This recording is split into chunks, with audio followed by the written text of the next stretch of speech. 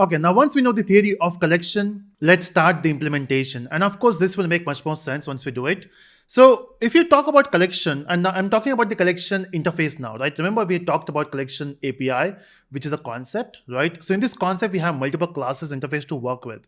So the first interface we are exploring here is called a collection interface. And if you can see, the collection interface belongs to java.util package. As we have seen before, most of the classes which we have used belongs to java.lang package, and that's why we have not imported them. But if we talk about this collection interface, it belongs to a java.util package. In fact, when you talk about all the collection classes interface belongs to this package, which is java.util.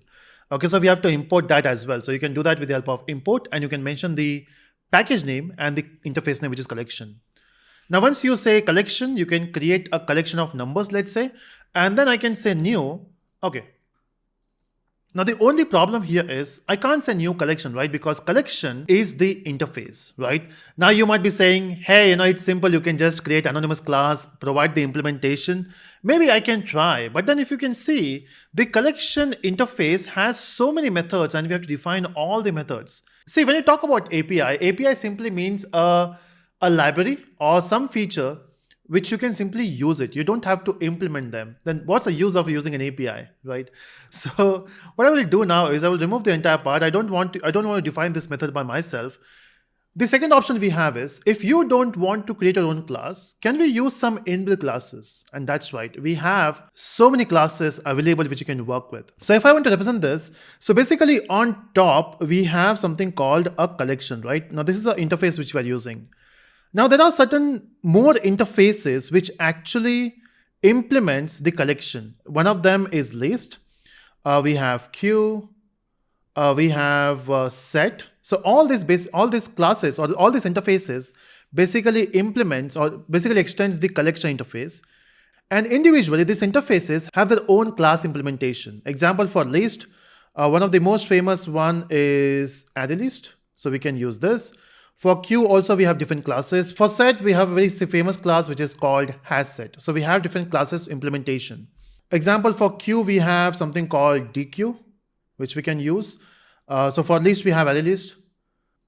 Apart from ArrayList we also have linked list which we can use.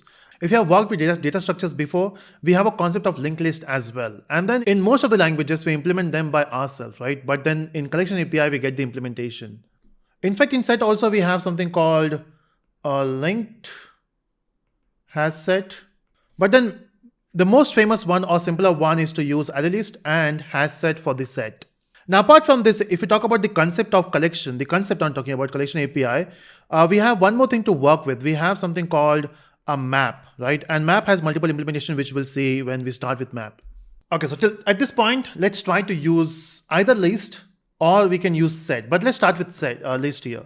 So what I will do is, instead of saying new collection, I can say new array list, and you can see this is a class. Ignore this angular bracket. I know it is coming from multiple times, but ignore that time bin. So we got this collection nums equal to new array list. Now in this nums, basically we can add values, okay? Now how do we add values? It's very simple. You can just simply say nums dot. Let's explore the methods. You can see we have method like add, we have methods add all, contains, equals, for each. Okay, we'll see for each as well, which is very interesting. Then we have notify all, remove. Then we can also convert a collection into array. We have two array there. And then we have a wait method. But at this point, I just want to add the values, right? So I can just come back here and I can say add. And in this add, I can add values. So let's say I want to add value, which is 6. So since this is numbers, I'm expecting that this will only have numbers. So I will just copy this code and I will try to add multiple values. So let's say this is 5, this is 8, and this is 2. So basically we got this value, right? Now ignore this yellow zigzag lines here. We'll talk about that later. Okay, but yeah, there's an important concept which is coming up. But at this point, I got this collection, right? And I want to print this. Now, if you have an array, of course, you can also create array with these elements. But the problem there is you cannot simply print an array, right? You have to use a loop to print each element.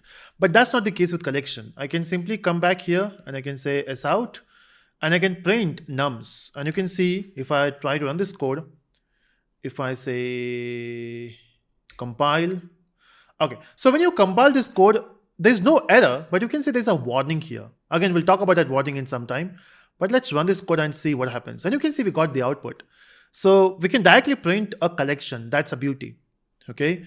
Can we print this value one by one? Actually, we can. Okay. So what you can do is you can use a loop here. So I can say for we can use index values. Let's see, do we have index option here? So I can say nums dot.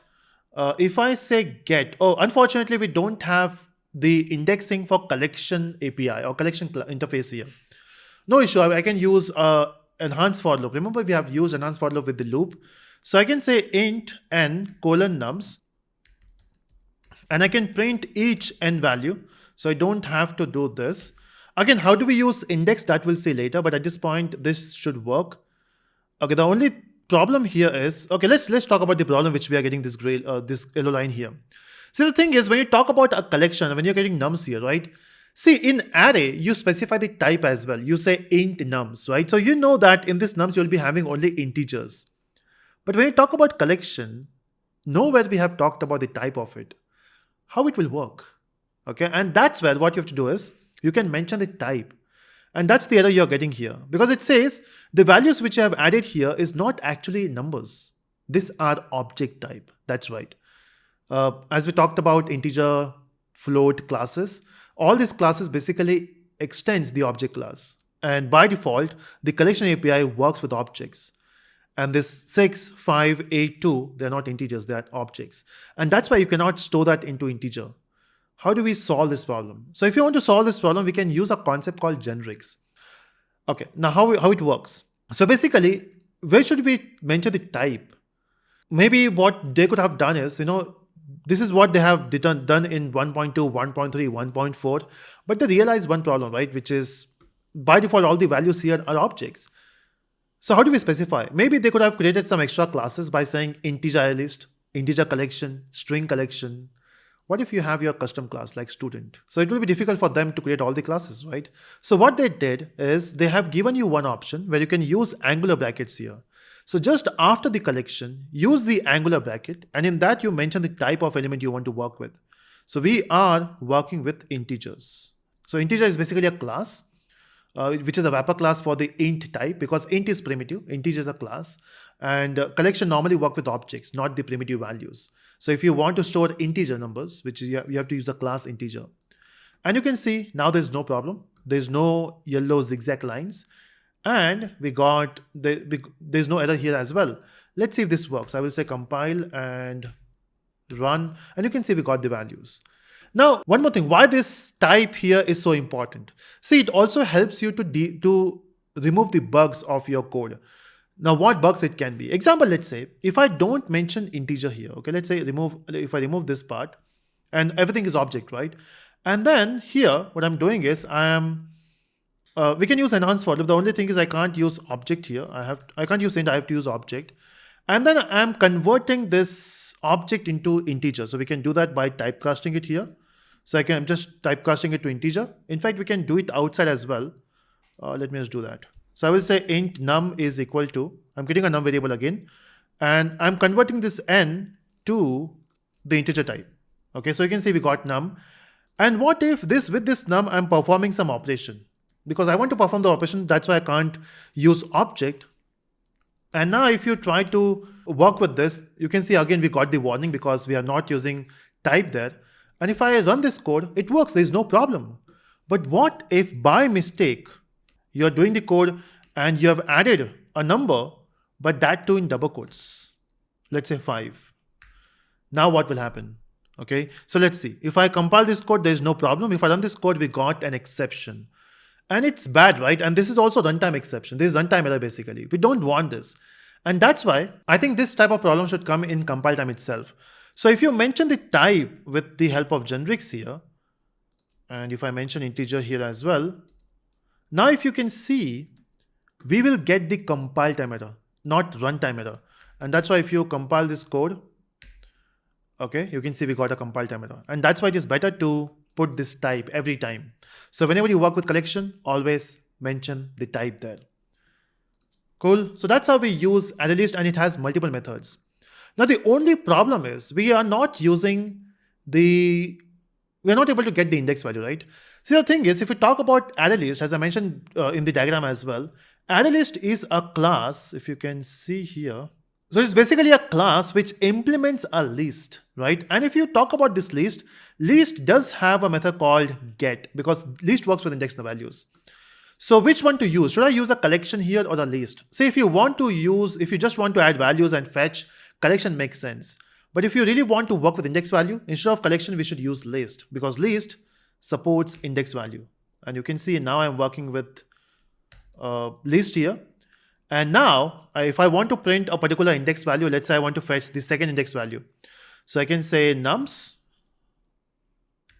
dot get. As you can see, we have a get method, and in this get you can mention 2. So which is, it will give you 3, it will give you 8, which is at index number 2, right? Let's try. I will say, in fact, let me just not print this loop, compile, and okay, run, and you can see we got 8. So if you want to work with index, you can use list, and list has some extra methods. So if you can see, I can say nums dot add was there. We got get. We can also set the value in between with the index value, and anything else. Yeah, we also have index of. So if you have an element, if you want to know the index of it, example, let's say I want to find the index of this 2 value. So what I can do is I can say sout. We'll say nums dot index of. I want to print the index of 2, right? So 2, I'm talking about the value now, or maybe this looks like quite confusing. So I will say 5. So index value is 1. If I compile and run, you can see we got 1 there. So yeah, it has multiple methods, and I would recommend you to explore more methods of list.